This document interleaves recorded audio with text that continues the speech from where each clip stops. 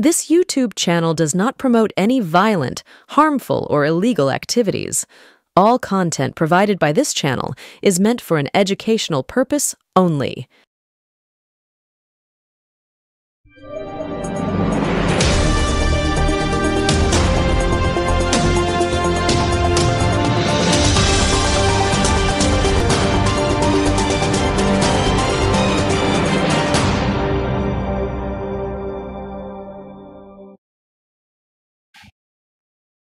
আসসালামু আলাইকুম, নমস্কার, সুপ্রভাত।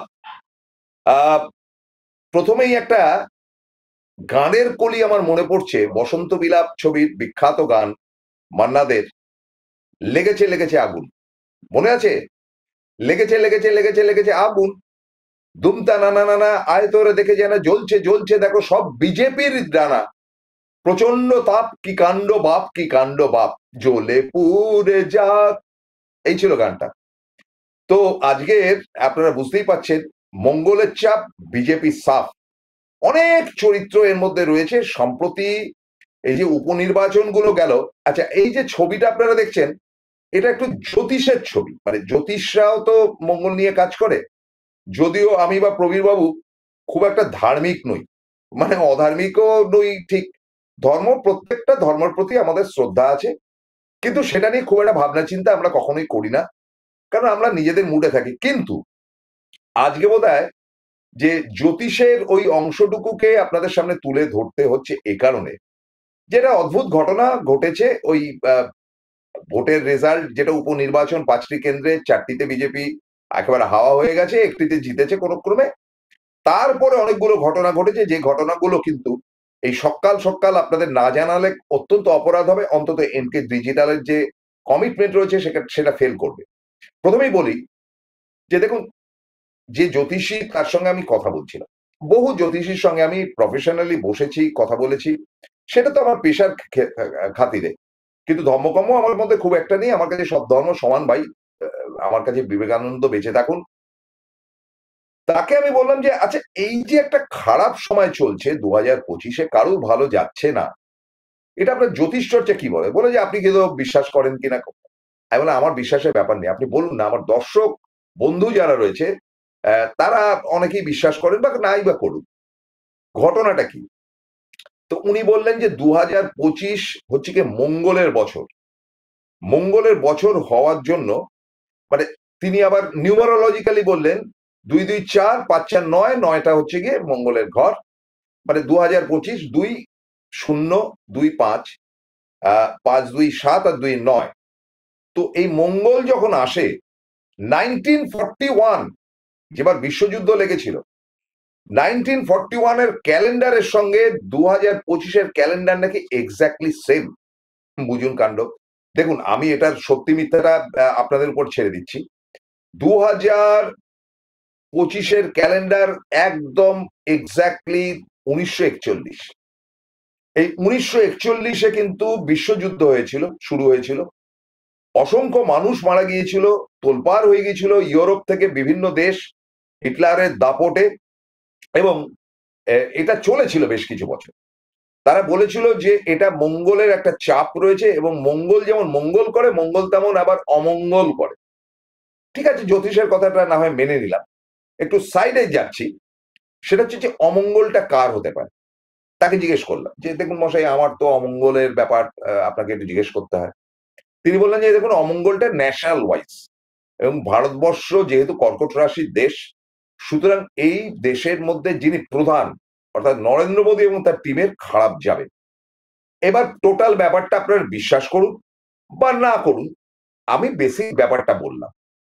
কিন্তু ঘটনাচক্রে যেটা দাঁড়ালো, যে আজকে এই বৃহস্পতিবার সকালবেলা, গুরুবার, কালকে তো রথযাত্রা, ঠিক তার প্রাক লগ্নে আমি জানাতে চাই যে এমন কিছু ঘটনা ঘটেছে এই ভোটের রেজাল্টে, যেটা তোলপাড় হয়ে গেছে দিল্লি, তোলপাড় হয়ে গেছে বাংলা। আমি প্রথমে দিল্লিটা বলি। নরেন্দ্র মোদী, আপনারা ভাবছেন যে খুব হাম্বাগ লোক, দাপটে। প্রবীরবাবু গত পরশুদিন রাত্রিবেলা একটি অনুষ্ঠান করেছিলেন নরেন্দ্র মোদীকে নিয়ে, নাকি কালকে সকালবেলা, যাই হোক, গতকাল সকালেও হতে পারে, যে এই লোকটা ইরানের যুদ্ধ হচ্ছে তাকেও সাপোর্ট করছে না, আমেরিকা তার কাছেও মাথা নত করে রয়েছে। চলছেটা কি দেখুন, খোলাখুলি বলি, নরেন্দ্র মোদী মহা প্যাঁচে পড়েছেন দেশে এবং বাইরে। দেশের অভ্যন্তরের ব্যাপারটা তার কাছে কিন্তু ক্লিয়ার ছিল না, কিন্তু নরেন্দ্র মোদী প্যাঁচে পড়েছেন যেটা, সেটা হচ্ছে আমেরিকার চাকর বাকরের মতন ব্যবহার করছেন। এবং কেন করছে, তার একটা মাত্রই যুক্তি হচ্ছে যে আমেরিকা চাইছে যে মাথা নত করুক নরেন্দ্র মোদী।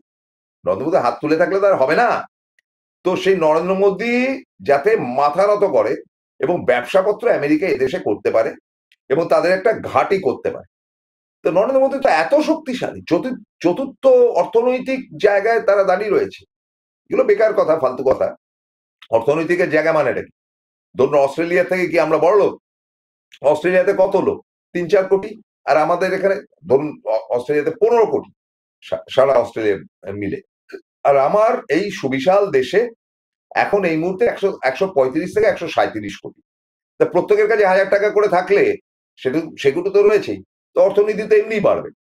তো ফলে এইসব হাবিজাবি দিয়ে তিনি টুপি টাপা, তারপরে যুদ্ধের পোশাক পরে তিনি পাকিস্তানকে উড়িয়ে দিয়েছেন, এসব ঢপের কীর্তন করে একেবারে যাচ্ছেন এই কাণ্ড করেছেন। কিন্তু যতবার তিনি মুখ খুলেছেন ততবার তাকে কিন্তু ডোনাল্ড ট্রাম্প এসে একেবারে অ্যাটাক করেছে। সাধারণত কি হয়, আমাদের এর আগে বিগত পুরনো ছেড়ে দিন, পণ্ডিত নেহেরু ছিলেন বা ইন্দিরা গান্ধী ছিলেন, তাদের পায়ের নখের যোগ্যতা এর নেই।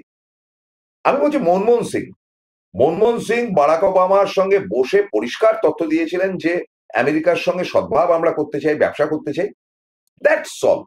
এবং বারাক ওবামা সেটা অ্যাপ্রিসিয়েট করেছে, তখন ডেমোক্রেটরা রাজত্বে ছিলেন। আর নরেন্দ্র মোদী একেবারে জড়িয়ে টড়িয়ে ধরে এমন কাণ্ড কারখানা করলেন এবং তারপরে বিগত নির্বাচনে তার পাশে গিয়ে দাঁড়ালেন না, ট্রাম্প বিস্তর চটলেন এবং কি করে ভারতের ১২টা বাজাতে হয় তার ব্যবস্থা করলেন। এমন অবস্থা হয়েছে যে এখন এই ইরানের যুদ্ধটা নিয়ে একবার আড়াআড়ি দুভাগ হয়েছে, যে আমেরিকার দিকে যেমন কিছু ইউরোপিয়ান কান্ট্রি রয়েছে, কিছু, নট সব, অল, তেমন ইসরায়েল রয়েছে, রাশিয়া তার পাশে থাকার কথা ছিল, কিন্তু রাশিয়া, চীন ইতিমধ্যেই কিন্তু ইরানকে সমর্থন করছে। আমেরিকা বম্বিং করেছে ইয়ের উপর, ইরানের উপর, তাতে ইরানের কচু হয়েছে। আমি ইরানকে সমর্থন করি, অ্যাবসলিউটলি করি, কারণ তারা আমাদের প্রতিবেশী দেশ, তাদের কাছ থেকে আমরা ডাইরেক্ট পারচেস করি তেল। আজকে তেলের দামটা যদি বেড়ে যায় ইরানের সঙ্গে যুদ্ধ বিগ্রহ ইত্যাদিতে, আমেরিকা চাইছে সারা পৃথিবীর সমস্ত তেলের এজেন্সি তাদের হাতে থাকবে, তারা দাম টাম ইত্যাদি তৈরি করবে। সে দাদাগিরিটা ইরান এবার মুখের ঝামা ঘষে। তো এই সময়টা নরেন্দ্র মোদীর উচিত ছিল ইরানের পাশে গিয়ে দাঁড়ানো, দাঁড়াতে পারছেন না। তার আতঙ্কটা কোথায়, যে আমেরিকার একটি গোপন তথ্য অনুযায়ী জানা যাচ্ছে যে তারা প্রস্তুতিকরণ নিয়েছে এবং সেটা জানিয়ে দেওয়া হয়েছে যে বেশি পাকামি করতে গেলে আদানিকে গ্রেপ্তার করা হবে। এবং আদানি হচ্ছে গিয়ে কার প্রাণ ভোমরা সেটা তো আপনারা জানেন। এবং আদানিকে যদি গ্রেপ্তার করা হয় এবং সেটা ইন্টারপোলের মাধ্যমে, মানে ইন্টারন্যাশনাল পুলিশের মাধ্যমে আদানিকে তুলে নিয়ে চলে যাবে, সেই ক্ষমতা বা সেই রংবাজি আমেরিকার বা সেই দাদাগিরি আমেরিকার আছে। দেখেছেন তো যে কিভাবে তারা বিভিন্ন দেশে গিয়ে ঝামেলা পাকায়। ইরানে গিয়ে খুব সুবিধা করতে পারবি, কিন্তু তারা এই এই কথাটি, এই বার্তাটি পরিষ্কারভাবে নরেন্দ্র মোদীর কাছে দিয়েছে। কাজেই নরেন্দ্র মোদীর মুখে কুলু। তার কারণটা হচ্ছে যত সারদা নারদা দিয়ে এই একেবারে তৃণমূলকে ঠকবার চেষ্টা করুন না কেন, সবচাইতে বড় স্ক্যাম ভারতবর্ষের আজ অব্দি যত হয়েছে, আপনারা শুনে রাখুন। সেই স্ক্যামের টপে যার নামটা ঘুরে বেড়াচ্ছে বলে শোনা যাচ্ছে সূত্র মারফত, তার নামটা হচ্ছে আদানি। কোটি কোটি টাকার ডিলিং হয়েছে, ঘুষ ঘাসের ব্যাপার, এবং ইন্টারন্যাশনালি তিনি এখন একটা ক্রাইমের জায়গায় রয়েছেন। এবং তাকে যদি অ্যারেস্ট করা হয়, তিনি একটি নাম কিন্তু বলে দেবেন, যে নামটি বললে ভারী বিপাকে পড়বে বিজেপি গভর্নমেন্ট এবং তার শীর্ষে থাকা নেতা। পরে তিনি ভীত সন্ত্রস্ত, যার জন্য আমি শুরু করেছিলাম, লেগেছে লেগেছে লেগেছে লেগেছে আগুন, ধুমতানা নানা আয়তরা দেখে যেন জ্বলছে জ্বলছে, দেখো সব বিজেপির ডানা, প্রচন্ড তাপ, কি কাণ্ড বাপ, কি কাণ্ড বাপ। এবারে এই যে বিদেশের ক্ষেত্রে পাকিস্তান থেকে শুরু করে ভারতবর্ষের চারিদিকে থাকা যে কটা দেশ সব ইন্ডিয়ার বিপক্ষে, সেটা ভালো না, কিন্তু কি করা যাবে, আমাদের কথা শুনে তো আর নরেন্দ্র মোদী চলেন না। নরেন্দ্র মোদী তার বিরোধী দল নেতা রাহুল গান্ধীকে পাত্তা দেন না, তার গোষ্ঠীর ষষ্ঠী পুজো করে ছেড়ে দেন। নেহরু বাজে ছিল, ইন্দিরা বাজে, অমুক তমুক। মানে কদর্য ভাষা এবং লোককে অপমান করার যে নির্লজ্জ মনোভাব, সেটা তো নরেন্দ্র মোদীর আমল থেকে শুরু হয়েছে। তিনি বলছেন, অমিত শাহ বলছেন, যে পাচ্ছে আমচা চামচা গুয়ানি চারানি, তারা যা খুশি তাই বলে যাচ্ছে, কে প্রতিবাদ করবে? অথচ আজকে একটি ঘটনা আপনাদেরকে বলি, যে ঘটনাটি না বললে নরেন্দ্র মোদীর ক্যারেক্টারিস্টিক্স, ওই যতই ওই দাড়ি নিয়ে ছবি তুলুন না কেন, ওই যে ছবিটা গেল অনির্বাণ ছাড়লো, দেখুন তার চেহারাটা, এটা কার্টুন হলেও সেটা বাস্তব, যে তিনি আকাশের দিকে তাকিয়ে রয়েছেন, যে ঈশ্বর আমাকে মানে ভগবান বাঁচাও, ভগবানজি বাঁচাও জি। তো এই কায়দা মেরে তো চলবে না। এবার একটা মারাত্মক ঘটনা বলি। 2001-2 ওই টাইমটায় গোধরা কাণ্ড হলো, এবং আপনারা জানেন যে 1992 সাল বা 93 সাল ওই ইয়ে 16ই ডিসেম্বর যে নির্লজ্জ বাবরি মসজিদ ধ্বংস হয়েছিল, তার অন্যতম কাণ্ডারি ছিল কিন্তু বিজেপি না, এবং সেটার যে মুখ ছিল তার নাম হচ্ছে লালকৃষ্ণ আদবানি। কিন্তু আদবানি নাকি চাননি যে মসজিদটা ভাঙা হোক, তিনি বলেছিলেন এটা আমার নৈতিক পরাজয়। কি পরাজয় বা না পরাজয় পরের কথা। তারপরে নির্লজ্জ, তারপরে কিন্তু পরপর ভারতে বোমা বিস্ফোরণ, এটা ওটা সেটা নানান ঘটনা ঘটেছে, এবং সেটার মধ্যে যাদেরকে ধরা হয়েছে ক্রাইম এবং সন্ত্রাসবাদী হিসাবে, তারা প্রত্যেকে উগ্রপন্থী মুসলিম কান্ট্রি, এবং তারা সেটা বদলা হিসেবে নিচ্ছে যেহেতু তাদের মসজিদটা ভেঙে দেওয়া হয়েছে। ধর্মে হাত দিতে নেই, আমি তো বলছি যে তারা যেটা করেছে সেটা অপরাধ। তো আমাদের যারা মসজিদ ভেঙেছে তারা মহান মহাপুরুষ। গেল এক। দুই, এই 2001-2 গোধরা কাণ্ড, আগুন জ্বালিয়ে দেওয়া হলো, এবং মানে সংখ্যালঘু পুড়ে ছাই হয়ে গেল। তারপরে বাজপেয়ীজি ডিসিশন নিলেন যে নরেন্দ্র মোদীকে তিনি ঘাট ধরে বিজেপি পার্টি থেকে তাড়াবেন, এবং ইয়ে থেকেও তাড়াবেন, ওই কি বলে গুজরাটের মুখ্যমন্ত্রীর পদ থেকে। কিন্তু সমস্যা যেটা হলো, তখন বিজেপির যে দলটি ছিল সে দলের মধ্যে সব থেকে শক্তিশালী ছিল, মানে স্থাবক বৃন্দ এবং ওদের কি বলে ওই গ্রুপের ক্যাডার ফ্যাডারদের নিয়ে, সেটা লালকৃষ্ণ আদবানি। আদবানি তখন বাজপেয়ীকে বললেন যে এটা করা ঠিক হবে না। বাজপেয়ী বললেন ঠিক আছে। তখন ওই টাইমে আপনার ওই 2002 এই টাইমটাতে গোয়াতে এদের একটা কনফারেন্স চলছিল। তো বাজপেয়ী বললেন যে আমরা একটা স্পেশাল ফ্লাইটে যাব, আদবানিজি আপনি আমার সঙ্গে চলুন, এবং সঙ্গে তারা আরো সিনিয়র যারা রয়েছে যশবন্ত সিং টিং এদেরকে সঙ্গে নিয়ে নিতেন।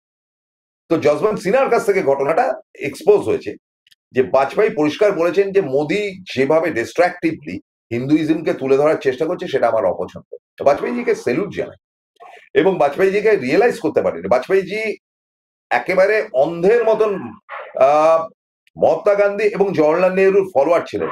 নেহরু ভিয়ান সিস্টেমে তিনি দেশ চালাতে চেয়েছিলেন, কিন্তু তিনি পেরেছেন কি পারেননি সেটা তো সবাই বলেছে। আমার এই বাড়ির সামনে সকালবেলা কুকুরগুলো দৌড়াদৌড়ি করে, কেন খাবার দেওয়া হয়, কিছু মনে করবেন না, একটু শব্দবাদ্য ঢুকলে নিজেদের গুণে ক্ষমা করে দেবেন। তো বাজপেয়ী তখন পরিষ্কার বলেছেন যে ওকে দল থেকে তাড়াতে হবে, ভাগাতে হবে, অন্তত মুখ্যমন্ত্রীর পদ থেকে। কিন্তু গোয়াতে গিয়ে যেটা হলো, গোয়াতে গিয়ে আদবানিজি বাজপেয়ীজিকে রিকোয়েস্ট করলেন যে এটা করবেন না, এটাতে হিতে বিপরীত হতে পারে, পার্টির কাছে একটা বাজে ডিসিশন যেতে পারে। এবং সেদিন কিন্তু বাজপেয়ীজির কথাটাকে অগ্রাহ্য করে আদবানিজি নরেন্দ্র মোদীর গদিটাকে টিকিয়ে রেখেছিলেন। যদি না রাখতেন আজকে নরেন্দ্র মোদীর নামের কোনো বস্তু থাকতো না। এই যে তিনি বিষবৃক্ষটি আদবানি পুঁতে গেলেন, সেই বিষের ফলকে তাকেই প্রথম পেছনে গুঁতো মেরে, মানে আরো খারাপ ভাবে বলা যায়, তাকে ভাগিয়ে দিলেন নরেন্দ্র মোদী 2019-এর নির্বাচনের আগে পরে। বললেন যে তুমি বৃদ্ধ ফটো, 75-এর পর আর কারোর কোনো জায়গা নেই। তো আজ তার ফসল কিন্তু বেরোচ্ছে।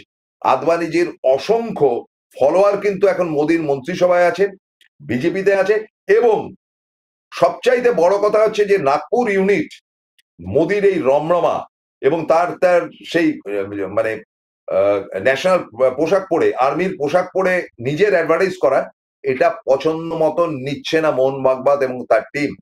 তার কারণটা হচ্ছে রেজিমেন্টেড পার্টি, এখানে দল আগে, দলের কে মুখ বা কে প্রধানমন্ত্রী সেটা দ্বিতীয়। যেমন সিপিএম এ জ্যোতিবাবুকে প্রধানমন্ত্রী হতে দেওয়া হয়নি, কারণ তারা মনে করে যে দলটা আগে।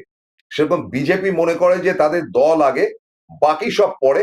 ফলে সেই সময়টা কিন্তু একটা বিপজ্জনক জায়গা হলো, এবং মোদী তো টিকে গেলেন, এবং পরবর্তী অধ্যায় 2013-তে এই আরএসএস ঠিক করলো যে ঠিক আছে মোদীকে মুভ করা যাক, বাকিটা তো কিছু করতে পারছে না, আদবানিও ফ্লপ, রাজনাথ সিংকে দিয়েও হবে না, মোদীকে প্রজেক্ট করা হলো। মোদী ক্ষমতায় এসেই প্রথম ট্যাটা ট্যাটা শুরু করলেন আরএসএস কে। তিনি একেবারে একরোখা ফ্যাসিজমের পক্ষপাত দুষ্ট। তিনি এক এক করে ছাড়তে শুরু করলেন আদবানির ঘনিষ্ঠদের, শত্রুঘ্ন সিনহা তার মধ্যে একজন, এবং ভাগিয়ে দিয়ে তিনি এমন মন্ত্রিসভা করলেন যার মধ্যে তিনি ইয়েস ম্যানদের ম্যাক্সিমাম রাখলেন।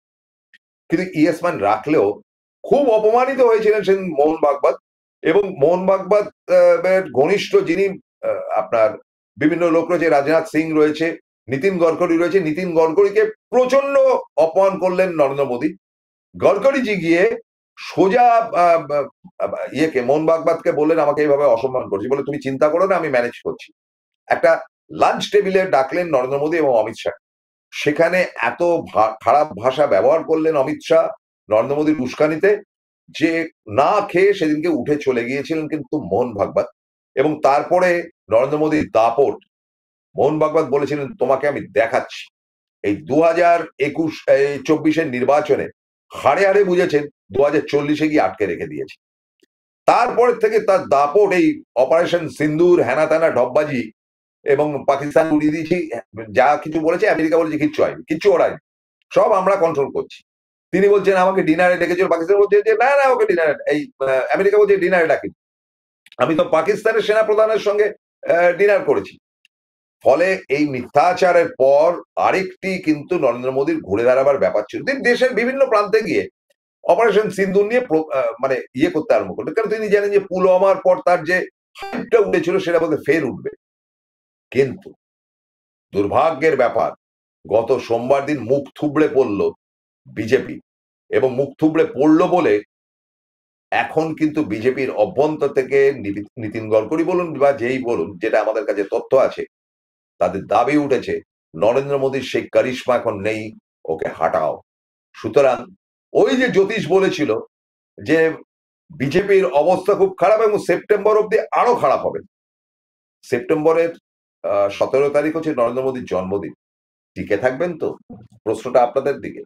সম্ভবত একটা চাপ আসছে, এবং সেটা মঙ্গলের চাপ কি মোহন ভাগবতের চাপ আমি জানি না, কিন্তু আসছে। দ্বিতীয় ভাগটি হচ্ছে গিয়ে পশ্চিমবঙ্গ নিয়ে বলবো, কিন্তু তার আগে নিয়ে নিচ্ছি ছোট্ট একটা বিরতি, বিরতির পর ফিরে এসে বাকি কথা। জয়গুরু রত্নভান্ডার জ্যোতিষ চেম্বার, এখানে গোল্ড মেডেলিস্ট জ্যোতিষী বসেন। হাই কোয়ালিটির আসল গ্রহরত্ন সবচেয়ে কম দামে এখানে পাওয়া যায়। স্থান বেলঘড়িয়া রানীপার্ক বটতলা 2 নম্বর রেলগেটের নিকটে। 9681345722 এবং 9007778922। ফিরে এলাম বিরতির পর।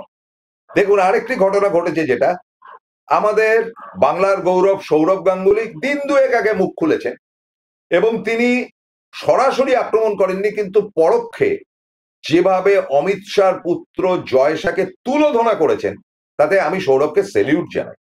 বলেছে ও তো বিখ্যাত বাবার ছেলে, স্বরাষ্ট্রমন্ত্রীর ছেলে, তার বিরাট ক্ষমতা, ও হয়তো স্বাধীনভাবে কিছু করতে চাইছে, কিন্তু চাপ আসছে পেছনে। তো সৌরভকে বলেছে যে আপনি খুব হ্যাপি ছিলেন, বলে আর বলেন কেন, ইত্যাদি ইত্যাদি। মোটের উপর ছাল তুলে দিয়েছেন জয় শাহ। জয় শাহ কে হরিদাস, কি তার ব্যাকগ্রাউন্ড? তিনি অমিত শাহর পুত্র ছাড়া তার কোনো পরিচয় আছে? তিনি এখন অল ওভার ওয়ার্ল্ডের ক্রিকেটের চেয়ারম্যান হয়ে বসে রয়েছেন, কোনো যোগ্যতা আছে? সেরেফ দাদাগিরি করে অমিত শাহ এই কাণ্ডটি করেছে।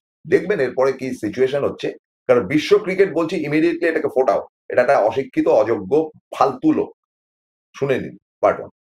দ্বিতীয় ব্যাপারটা হচ্ছে, অমিত শাহ সবসময় পছন্দ হচ্ছে, অমিত শাহ হচ্ছে গিয়ে মোদির খাস লোক। মোদির যদি বলেন ওঠো উঠবে, বসো বসবে। তবে অমিত শাহের একটা ব্যাপার আছে, তিনি আবার মোদিকে মোটামুটি কনভিন্স করানোর চেষ্টা করেন, দেখুন আমি বৃহত্তর স্বার্থে আপনার হয়ে কাজ করছি, আপনি এটা আটকাবেন না। তো তিনি বলেছেন আচ্ছা ঠিক আছে যাও। নরেন্দ্র মোদী নিজেও গেলেন, অমিত শাহও গেলেন, এবং এই যে কালীগঞ্জের ভোটটা হলো তার আগে দুই ভাই বা গুরু শিষ্য এসে মমতা বন্দ্যোপাধ্যায়কে তুলোধনা করে গেলেন, এবং জঘন্য ভাষা ব্যবহার করলেন অমিত শাহ। কিন্তু তার মধ্যে একটি ছোট্ট টুইস্ট আছে। তিনি যেমন বললেন পশ্চিমবঙ্গের বিজেপির রাজ্য সভাপতি সুকান্ত মজুমদারের উচ্চারণটাই করতে পারল না, বললেন শ্রীমান সুকান্ত, শ্রীমান, তিনি তো আবার স উচ্চারণ করতে মানে স স করে উচ্চারণ করেন, শ্রীমান সুকান্ত মজুমদার, ওনার নাম সুকান্ত মজুমদার, ওনার নাম ডক্টর সুকান্ত মজুমদার। তিনি যে কোনো রাজনৈতিক দল করতে পারেন, শিক্ষক হিসেবে বা তার শিক্ষা অনুযায়ী সুকান্ত মজুমদারকে রেসপেক্ট করা উচিত বলে মনে করি। আমি শিক্ষিত লোকের পাশে সবসময় আছি।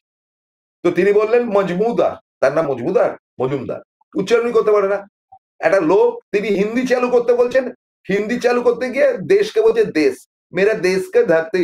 আরে দেশ নয় ওটা, অমিত শাহ উজবুকের মতন কথা বলছেন, ওটার নাম হচ্ছে দেশ। দেশের হিন্দিটাও দেশ।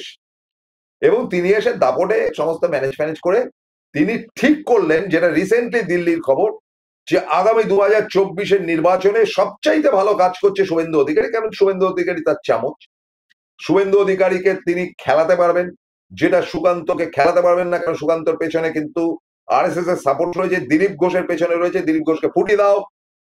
তিনি দিলীপ ঘোষকে এমন জায়গায় শুভেন্দু দাঁড় করালেন যে যেখানে তিনি হেরে টেরে গেলেন। একদম গতকালের খবর আপনাদের শোনাই, খুব ইন্টারেস্টিং।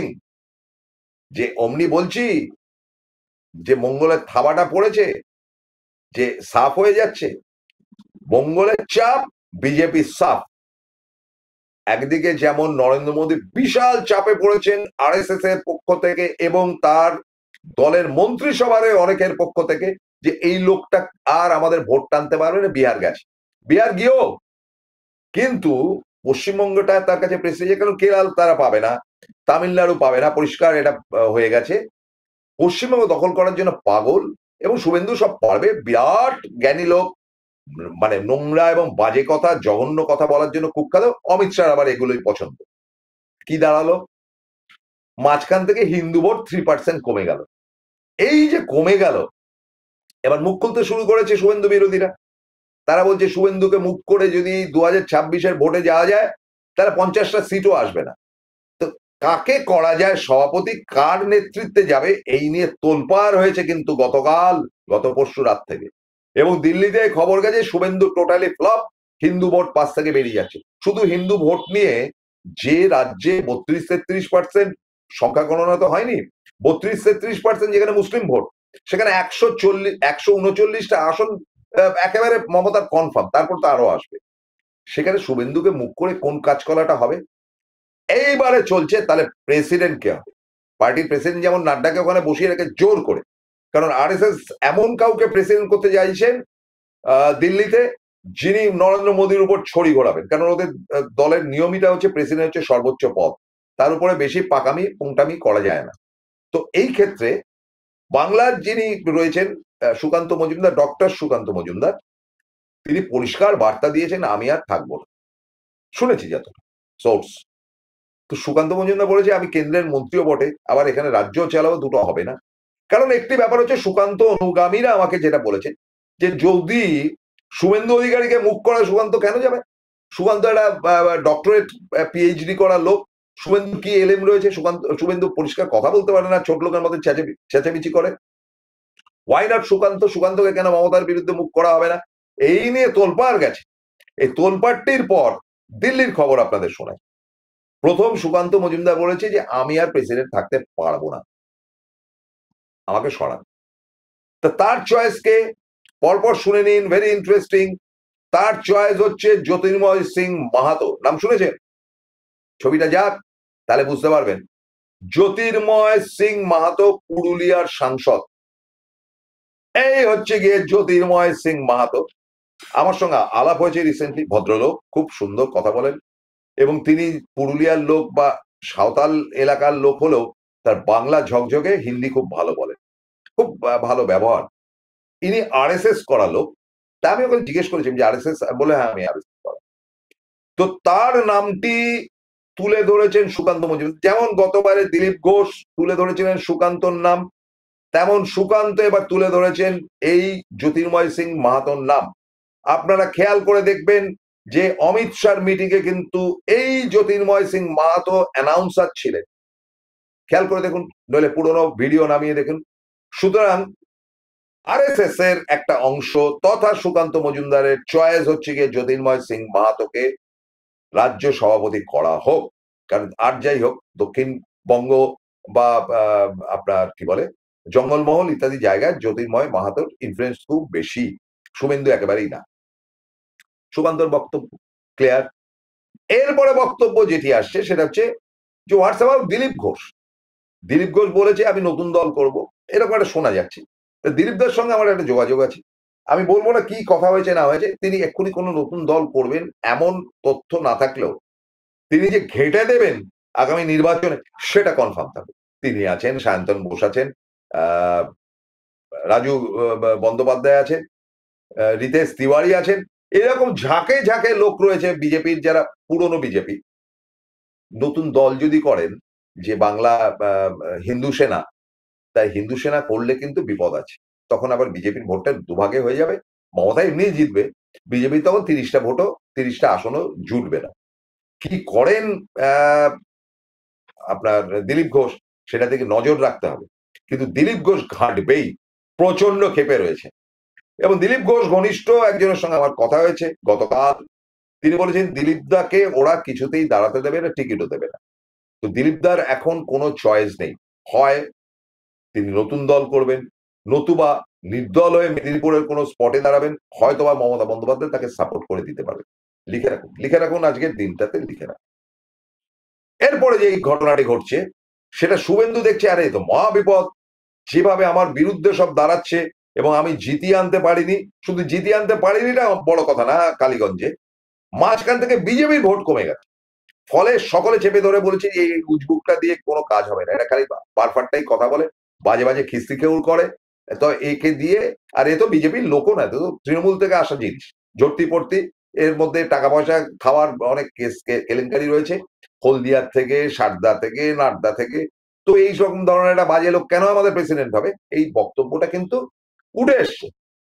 ফলে খ্যাঁচ কাটা, মানে কোনোভাবেই শুভেন্দু অধিকারীকে প্রেসিডেন্ট করা হচ্ছে, আর তিনি আরএসএস করতেনও না, আরএসএস কিছুতেই, আরএসএস রিলেটেড লোক ছাড়া কাউকে প্রেসিডেন্ট করতে চাইছেন। সবশেষ নামটা যেটা উঠেছে শুভেন্দু অধিকারীর কাছ থেকে, না সবশেষ না, শুভেন্দু অধিকারী, শুভেন্দু অধিকারী ঠিক আছে, তাহলে আহ অগ্নিমিত্রা পাল তাকে প্রেসিডেন্ট করা হোক। অগ্নিমিত্রা পাল সে কি করেছে এতদিন? যদি মুখটা খুলি, মানে সেই প্রাক্তন পুলিশ কমিশনার টনা ইত্যাদি, না থাক এখন বলবো না, এটা তোলা থাক, ভোটের আগে বলবো।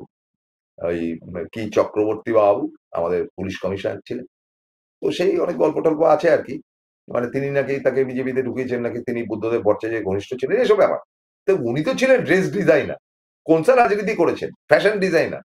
তো তিনি হঠাৎ রাজনীতি এসে লম্বা চড়া লেকচার মারছেন, উনি বলছেন মুসলমানরা তো ভোট দেয়, হিন্দুরা ভোট দেয় না বলে জিততে পারে। তা আপনি কি করছেন? আপনি কোন কর্মটা করছেন?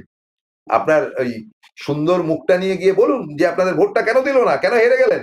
হেরে গেলেন শুধু না, হিন্দু ভোট, আপনার মুখ দেখে ভোট হবে না। আপনি তো শত্রুঘ্ন সিনহার কাছে হেরে গেছেন, এত বড় নেত্রী আপনি, আপনার কি কারিকুলাম, কি আপনার ব্যাকগ্রাউন্ড, কি আহামরি আপনাকে প্রণাম করার মতো চরিত্র। মুখ খুলছি না, মুখ খুলবো বিস্ফোরণ হবে, বোমা ফাটবে, এত বড় চ্যালেঞ্জ করে বলছি। তো শুভেন্দুর পছন্দ হচ্ছে অগ্নিমিত্রা পাল, যাতে অগ্নিমিত্রা পাল হলে তিনি কন্ট্রোলে দুটোই নিতে পারবেন, একদিকে বিরোধী নেতা হিসেবে ফোকাস করবেন, প্লাস অগ্নিমিত্রাকে উঠতে বললে উঠবে, বসতে বললে বসবে। অগ্নিমিত্রা হবে না, ক্যান্সেল হয়ে গেছে গতকালের খবর। তাহলে হবেটা কে? দিল্লির মোটামুটি ইচ্ছে শক্তি একটা তো ঠিক আছে, ওই জ্যোতির্ময় সিং মাহাতোকে করলেও করা যেতে পারে, কিন্তু তাদের চয়েস হচ্ছে কি শিক্ষিত মানুষ, সুসভ্য কথাবার্তা বলে, শ্রমিক ভট্টাচার্য। শ্রমিক ভট্টাচার্য তাদের পছন্দের, ইংরেজি হিন্দি বাংলা তিনটে ভাষাই বলতে পারে, সভ্য কথাবার্তা বলতে পারে। শ্রমিক ভট্টাচার্যের নাম কিন্তু ভেসে উঠেছে পরবর্তী প্রেসিডেন্ট হিসেবে। সুতরাং 2026-এর নির্বাচনের আগে অন্তত তিনজনের মধ্যে ঝামেলা। এবার ঝামেলার কি হবে? শ্রমিক ভট্টাচার্য হলে এরা বিগড়ে যাবে, আচ্ছা শ্রমিক ভট্টাচার্য না হয়ে অগ্নিমিত্রা পাল হলে পুরো আরএসএস করে বিজেপি বসে যাবে, কিংবা স্যাবোটেজ করে 12টা বাজাবে। আবার যদি সুকান্ত মজুমদারের মর্জি মাফিক এই জ্যোতির্ময় সিং মাহাতোকে প্রেসিডেন্ট করা হয়, তাহলে স্যাবোটেজ করবে শুভেন্দুর অনুগামীরা, কতগুলো ক্যাবলা আছে ওর দলে, ওই কি ন্যাড়া বাগচি ভেড়া বাগচি, এগুলো থেকে বাজে লোক, ফালতু শান্তির ছেলে সব। কে যে বলেছে যে প্রসন্দা এত শান্তির ছেলে বলেন, আরে ওটা আমার উইশ মশাই, থামাবেন না। অনেক মানে চিন্তা ভাবনা করেই বলছি। তো সব শান্তির ছেলেরা রয়েছে ওইদিকে, এই দিয়ে হবে না। মোটামুটি ভোগের খাতা। যার জন্য গোড়াতে আমি বলেছিলাম লেগেছে, লেগেছে, লেগেছে, লেগেছে আগুন। দমতা না, না, না, না, না, আয় তোরা দেখে যা না, জ্বলছে, জ্বলছে, দেখো সব বিজেপির ডানা। দিল্লি থেকে এখানে।